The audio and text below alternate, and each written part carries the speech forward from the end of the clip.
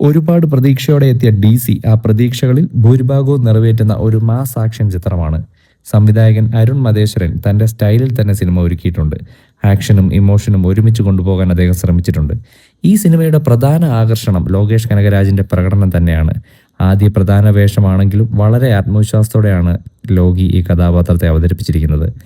പല രംഗങ്ങളിലും നല്ല സ്ക്രീൻ പ്രസൻസ് കാണാൻ കഴിയും. കൂടാതെ കഥാപാത്രത്തിൽ നിന്ന് ഒരല്പം പോലും വ്യതിചലിക്കാതെ ലോകി പടം ഫുൾ മെയിൻറ്റെയിൻ ചെയ്തിട്ടുണ്ട്. റഫ് ക്യാരക്ടർ ആയതിനാൽ ഇന്റൻസ് ആയ ഇമോഷണൽ സീൻസ് ഒന്നും അഭിനയിച്ച് ഫലിപ്പിക്കാൻ ഇല്ലായിരുന്നു. അതുകൊണ്ട് തന്നെ ലോകേഷിനെ മുഴുവനായി യൂട്ടിലൈസ് ചെയ്ത ഒരു ചിത്രമല്ല ഇത്. ബട്ട് ഏൽപ്പിച്ച ക്യാരക്ടറിൽ പുള്ളി ജീവിച്ചു. അനിരുദ്ധിന്റെ പശ്ചാത്തല സംഗീതം സിനിമയ്ക്ക് വലിയ കരുത്താണ്. പ്രത്യേകിച്ച് ആക്ഷൻ രംഗങ്ങളിൽ BGM തിയേറ്റർ അനുഭവം കൂടുതൽ മികച്ചതാക്കുന്നു. ചില സമയങ്ങളിൽ പടം ന്യൂട്രൽ ആവുമ്പോൾ BGM ആണ് പടത്തെ ലിഫ്റ്റ് ചെയ്ത് കൊണ്ടുവരുന്നത്. BGMൽ ഒഴുകി നടക്കുന്ന ഒരു ചിത്രമാണിത്. ആദ്യ പകുതി വേഗത്തിൽ പോകുന്നതിനാൽ ബോറടിക്കില്ല. രണ്ടാം പകുതിയും കഥയുടെ ത്രില്ലും ടെൻഷനും നിലനിർത്താൻ സിനിമ ശ്രമിക്കുന്നുണ്ട്. ചില ഭാഗങ്ങൾ മുൻപ് കണ്ട സിനിമകളെ ഓർമ്മിപ്പിച്ചാലും അവതരണം കൊണ്ടാണ് സിനിമ ശ്രദ്ധ നേടുന്നത്. മാസ് ആക്ഷൻ സിനിമകൾ ഇഷ്ടപ്പെടുന്നവർക്ക് DC നല്ലൊരു തിയേറ്റർ അനുഭവം നൽകും. Not for children's.